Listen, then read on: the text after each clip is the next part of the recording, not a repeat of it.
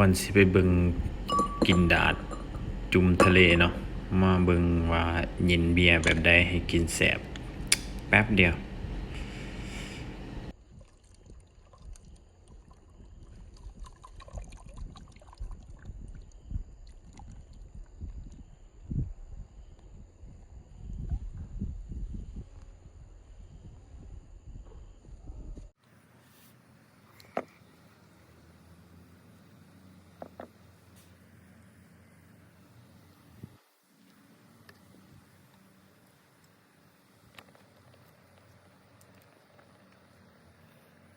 ฝากคลิปในเด้อมีหยังก็คอมเมนต์ว่าอยากให้กินหยังโซ่ให้เบิ่งหรือว่าอยากซื้อหยังมากินอย่าลืมกดติดตามนะเดี๋ยวสิหาแนวแซ่บๆมาสู่กิน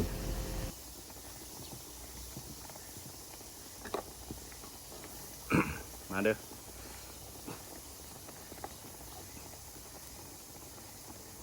กินละคิดเฮ็ดคิดโอ้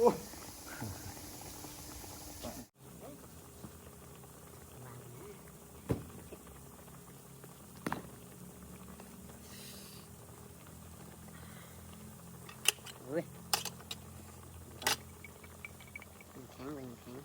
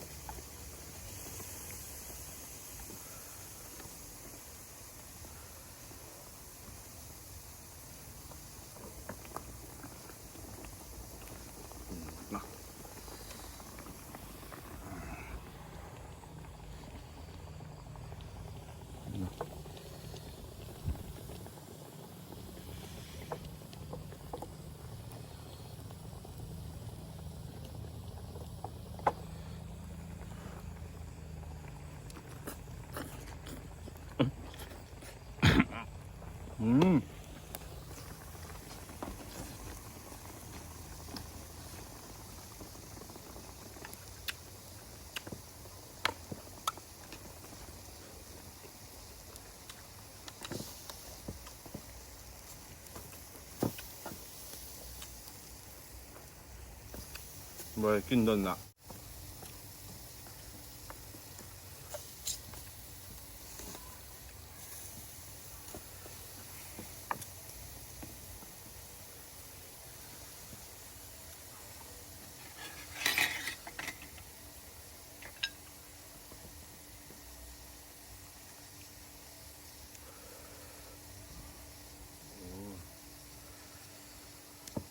โอ้เด้งเด้งเด้งโอ้ย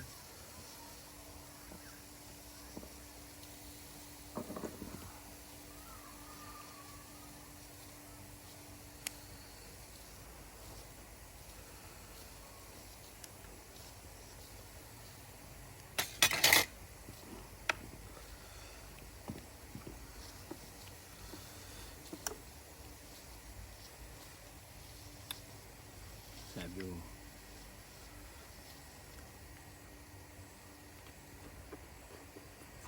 เอาคือฟุต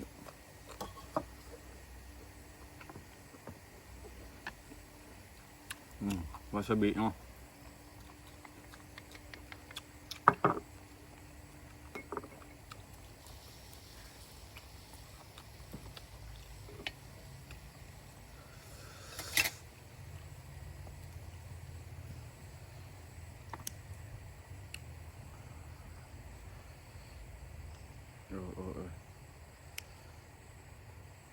จำแจววาซาบิเอาตอนไงบ่ได้วาซาบวาซาบขึ้นปากไปแล้ว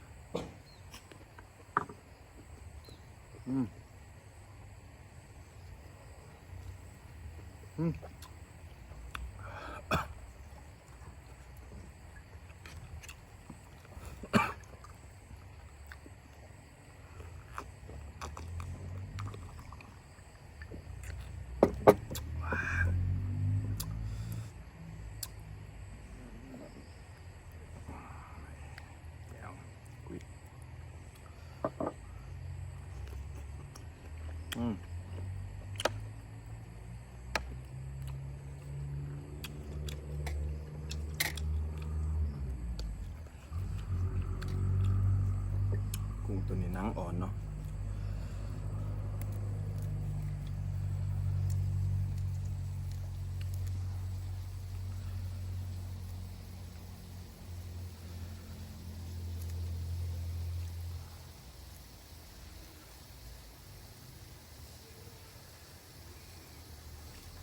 กินวะไอ้หนึ่งกินวะปลาหมึกกับกุ้งเอาตังค์มานั่งไหมเอาตังค์มานั่งไหม นั่งเป็นใครได้ด้วย นะฮะเอาตังค์มานั่ง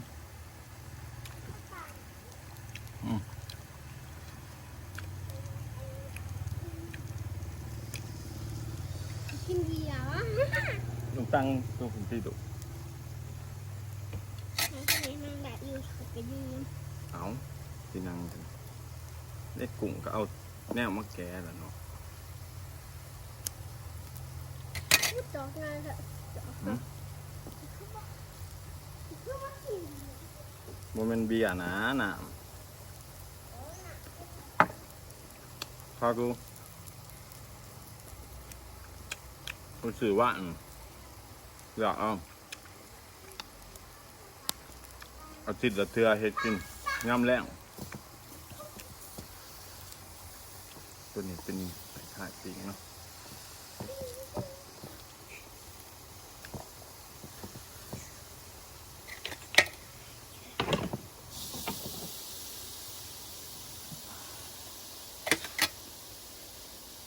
เอาออกที่ตัวน่ะ เชี่ย หรือว่าใส่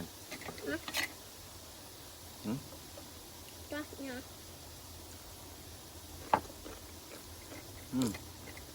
เอาให้ดูกุ้งเอามือวะ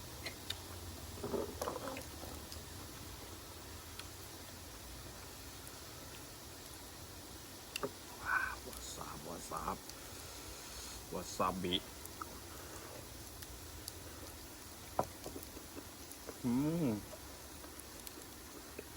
น้องหนา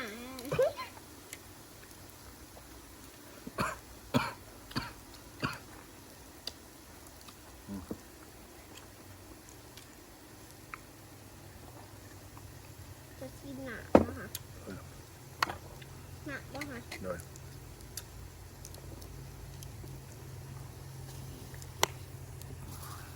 เขาคือมระ นี่เด้กุ้ง เขาคือมระเหรอ ปลาหมึกบ่ นี่ บ่ได้บ่ได้น้ำพุ่นใหญ่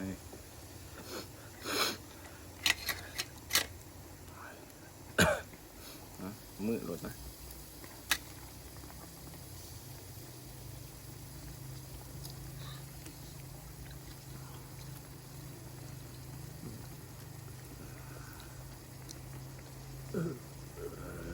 โอ้ยน้ำเหมานะคะ หมึกกระดองหมึกกระดอง ลูกกระดอง เอาเขาเต็มเลือดหมดเลย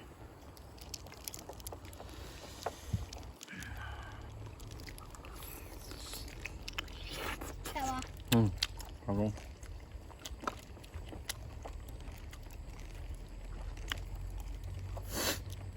โอ้ยเต็มหน่อยละ เนี่ยอร่อยเนี่ย อืม ยังไง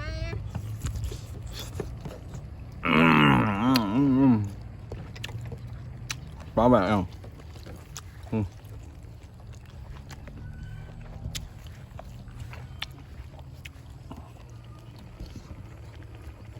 บ่เห็นจ่อยหนึ่ง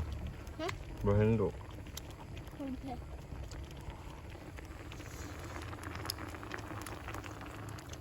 ใส่ไอ้เรื่อง ฮะ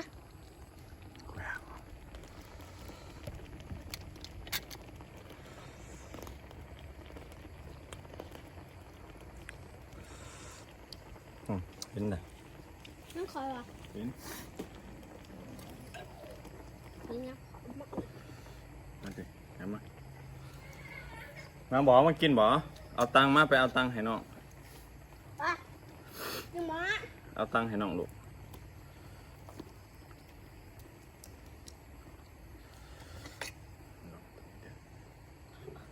ฮะโอ้ ก็กินเขาก็กินดอกมาหาจะเสือๆหาเหรอ เพิ่นว่า มา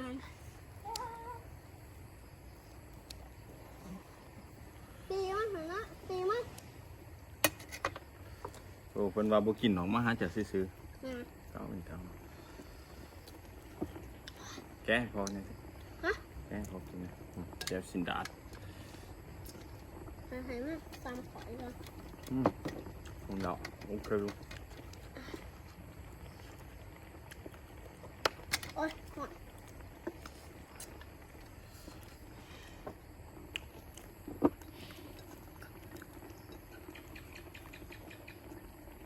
ชิมบักแตงเบิ่ง มักแป้งได้มักหน้าว ชิมบักหน้าให้เบิ่ง กินโซ่กล่องเนี่ย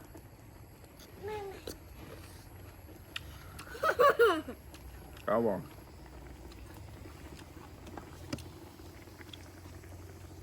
ถามเขาว่าเกาบอกเอา ครบ โอ้เขาว่ากินหมักหน้าว ฮะ เขาว่ากินหมักหน้าว วางก็กินบักหน้าได้ กินหยังลูก จะกล้ากินบักหน้า เอาตังค์ไปเอาตังค์ให้น้องไป เพิ่มกันก็ บอไปเอาโลดโอ้โหมันครึ่งกันได้บ่ ได้ มานั่งนี่ให้ไอ้ปอกให้ บักกุเนี่ย กินบอกกุ้งไอ้ฮะ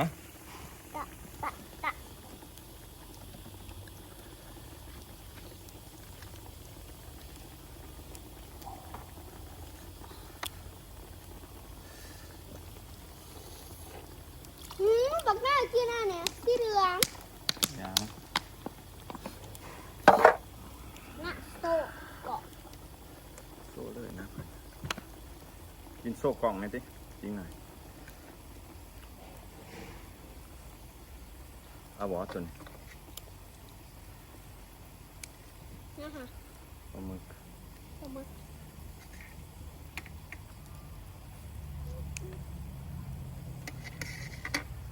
วาซาบิ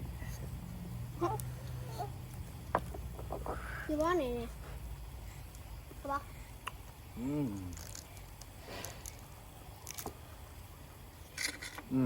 อ๋อน้องจง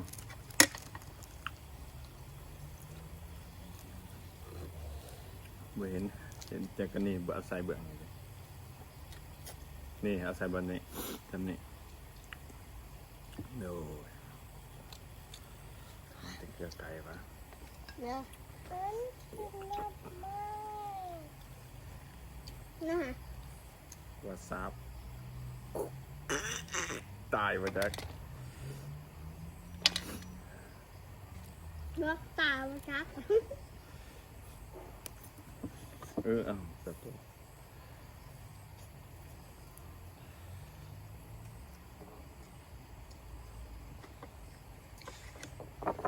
น้องตายมาจาก อืม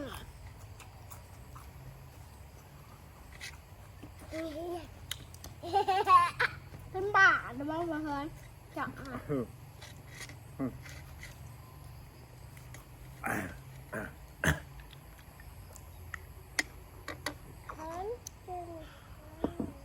เมื่อไอ้กินบ่ได้ยังกินกุ้งนี่พอแก้กุ้งให้กินไอ้นึงแก้ให้น้องไอ้ตี้จ้ะ เออ อืม เขาเจอเหรอเลย เอาไหมเอา มา เอาว้าวอู้เจ๊จริงหน่าเด้ อร่อย อร่อยปะ สมองพริกเลย ฮะ มีตักอ่ะ จำด้วย มันเนี่ยมันเนี่ย ไม่ยัง นี่เนี่ย กินถึงได้บอกกับท่านผู้ชมเนี่ยที่สบายดีหรือว่าจะสบายดีหรือวะสบายดีกล่องเลยดิ สวัสดีก็ น่าสวัสดีครับบอกเบิ้ง สวัสดีครับ เอ๊ะใจกล่องที่บ่เฮ็ดลิ้นนั่งนาย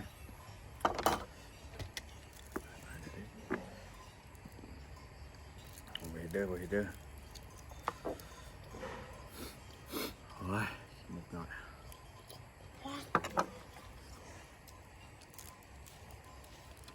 ส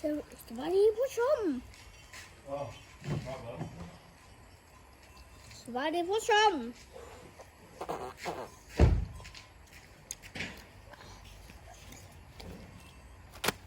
วันเสาร์วันอาทิตย์เนาะบ่มีแนวเฮ็ดกับลูกกินมากินหยังลูกกินอาหารก็พอบ่ เหรอกินปลาหมึก กินปลาหมึกกับอีหยัง ฮะ ปลาหมึกกับอีหยัง กับกุ้ง ปลาหมึกกับกุ้งข้าวหน้าเด้เพิ่นกินหยัง เดี๋ยวผมลองดูตัวที่วางเห็นไหม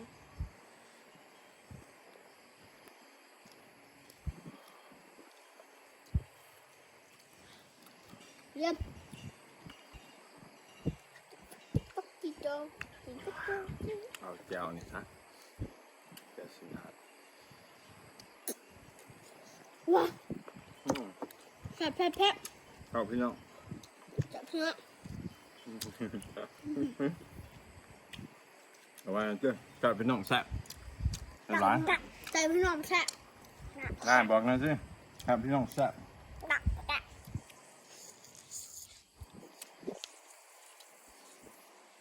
ใส่ไป นี่วะ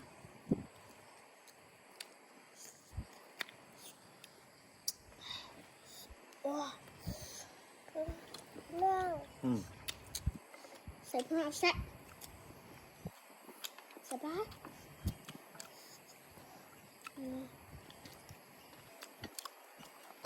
ดูด้วยดูด้วยดูด้วยนี่ดูด้วยดูด้วยดูด้วยดูด้วย แซ่บบอกในตี้บอกกล้องที่ทายจะจับนั่น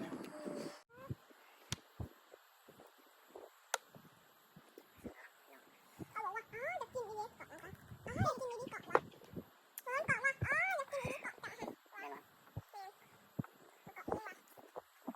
ส่งครับอยู่อักอยู่ของยิงแบบผู้ชมพักอยู่พักอยู่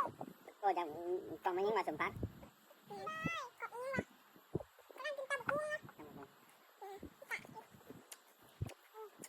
กินนากินนาบอกทางผู้ชมเลยกินนากินพักเท่าไหร่เอากินให้กินยังให้เป็นเบิ่ง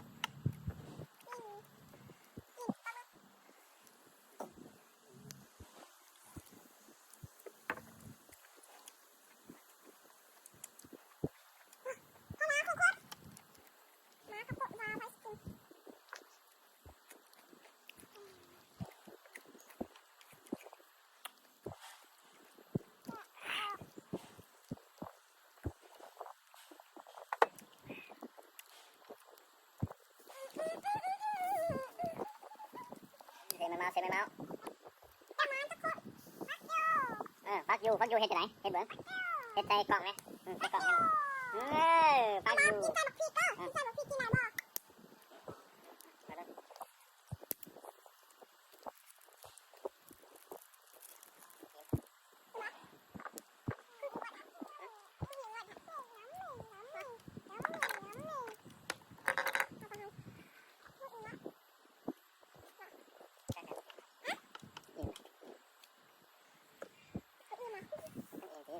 นี่กินหรือเปล่าปลาหมึก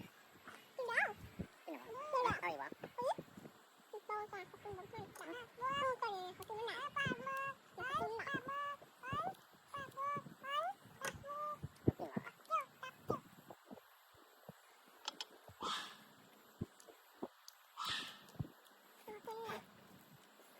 มาเด้อมากินน้ำมันยิงเด้อบ่าวเบิ้งกินน้ำมันเด้ออย่าลืมกดติดตามในเด้อบ่าวเบิ้งกดติดตามเลยกดติดตามร้านเนี่ยร้านสิมากินให้เบิ่งอ่างนะเอาตัวนี้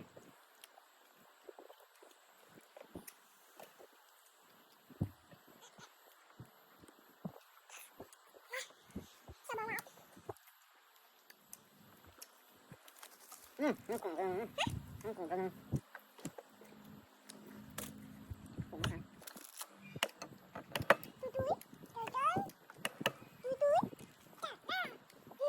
จะกินหน่อยจะว่าอร่อยจะกินกุ้งหน่อยจะว่า